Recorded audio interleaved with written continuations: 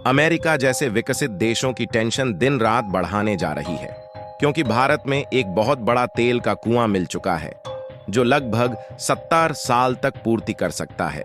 संयुक्त राज्य अमेरिका का मेन मेक्सिको देश भारत के सामने हाथ जोड़कर खड़ा है कि हमें भी कच्चा तेल दे दो। अब हमारे पास कच्चा तेल नहीं रहा। जो भारत कभी विदेश से हाथ जोड़कर कच्चा तेल इंपोर्ट करता था, आज वही लोग हमारे भारत के सामने गिड़गिड़ा रहे हैं कि हमें भी कच्चा तेल भेज दो। मोदी जी ने भी इस पर 2 शर्तें रखी हैं, क्योंकि हम जब विदेशों से कच्चा तेल मंगवाते थे तब हमारे ऊपर बहुत सारा टैक्स और बहुत सारा पैसा लिया जाता था। इसी को मध्य नजर रखते हुए मोदी ने अपनी बुद्धि का इस्तेमाल करते हुए कच्चा तेल विदेशों को एक्सपोर्ट करने के लिए 2 शर्तें रखी है। जो इन शर्तों पर खड़ा उतरेगा उनको ही भारत कच्चा तेल भेजेगा। दोस्तों, ऐसी ही अंतर्राष्ट्रीय खबर जानने के लिए आप हमारे YouTube चैनल को सब्सक्राइब करना, इस वीडियो को लाइक करके शेयर भी करना। भारत के इंजीनियरों ने इस कच्चे तेल को खोजने के लिए बहुत मेहनत की, तब जाकर यह कच्चा तेल का कुआं हमारे हाथ लगा है। ये कच्चा तेल का कुआं अंडमान निकोबार के पास से मिला है। आप इसी से अंदाजा लगा सकते हैं कि उनकी खोज और कितना पैसा लगा होगा। अब घबराने की कोई बात नहीं है। अब हमारे इंडिया के अंदर तेल सस्ता हो जाएगा।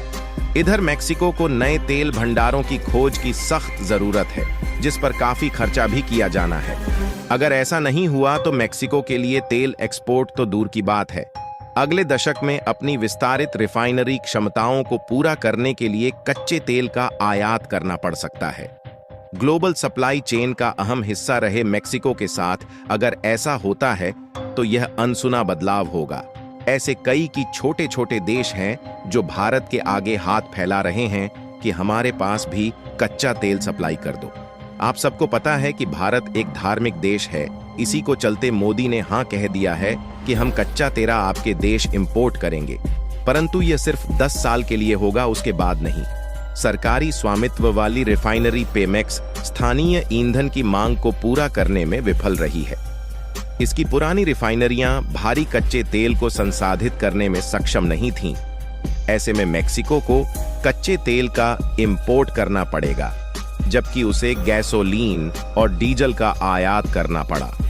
इनमें से अधिकांश संयुक्त राज्य अमेरिका से थे, जिसके बाद पिछले राष्ट्रपति एंड्रेस मैनुअल लोपेज ओब्रेडोर ने आयातित मोटर ईंधन पर अपमानजनक निर्भरता को बदलने की कसम खाई। उन्होंने अपने गृह राज्य टैबास्को में 340,000 बैरल प्रतिदिन की नई रिफाइनरी शुरू की, ताकि पेमेक्स की 6 रिफाइनरियों के कारण ईंधन आपूर्ति की कमी को पूरा किया जा सके, जो दशकों से क्षमता पर चलने के लिए पर्याप्त निवेश के बिना चल रही थीं। दोस्तों, यह थी एक छोटी सी अंतर्राष्ट्रीय खबर जो आपको जानना बहुत जरूरी था। ऐसी ही इंटरेस्टिंग खबर देखने के लिए आप हमारे YouTube चैनल को सब्सक्राइब करना, साथ में लाइक करना। मिलेंगे अगली वीडियो में, तब तक के लिए धन्यवाद।